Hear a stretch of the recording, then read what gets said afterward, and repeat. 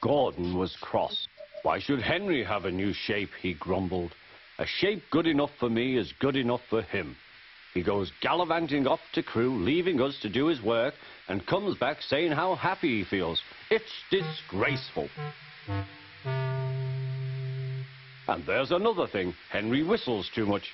No respectable engine ever whistles loudly at stations. It isn't wrong, but we just don't do it. Poor Henry didn't feel happy anymore. Never mind, whispered Percy. I'm glad you're home again. I like your whistling.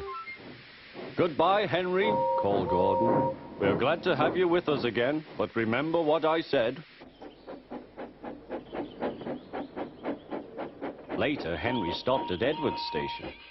Hello, Henry, said Edward. You look splendid. I was pleased to hear your happy whistle yesterday. Thank you, Edward, smiled Henry. Shh, shh. Can you hear something? It sounds like Gordon, said Edward, and it ought to be Gordon. But Gordon never whistles like that. It was Gordon. He came rushing down the hill at a tremendous rate. He didn't look at Henry, and he didn't look at Edward. He screamed straight through the station and disappeared. Well, said Edward. It isn't wrong, chuckled Henry, but we just don't do it. And he told Edward what Gordon had said.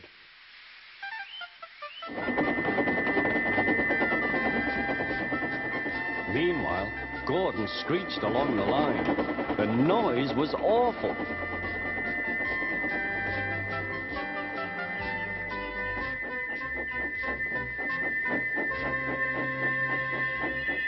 At the station, everyone held their ears. The Fat Controller held his ears too. Take him away, he bellowed, and stop that noise! Gordon puffed sadly away, but he wouldn't stop whistling until two fitters climbed up and knocked his whistle valve in place. That night, Gordon slunk into the shed. He was glad it was empty.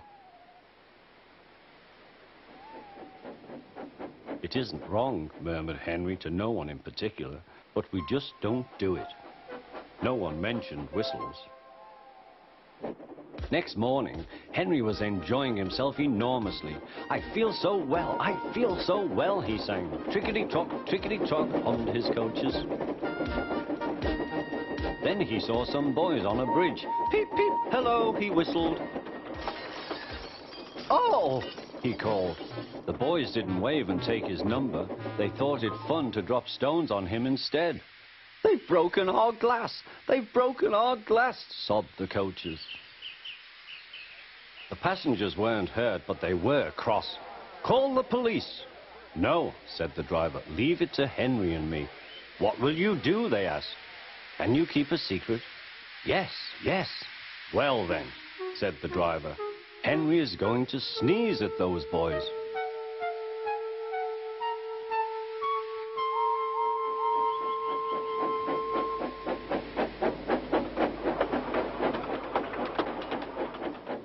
Lots of people were waiting at the station just before the bridge.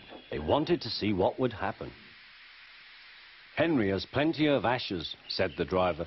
Please keep all windows shut till we have passed the bridge. Henry is as excited as we are, aren't you, old fellow? Henry was feeling stuffed up.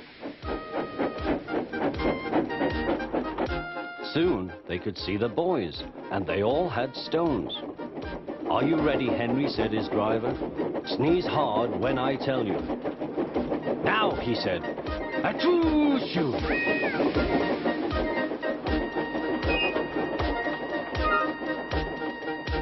Well done, Henry, laughed his driver. Henry went home very pleased with himself. He had taught Gordon and silly boys a lesson with a whistle and a sneeze.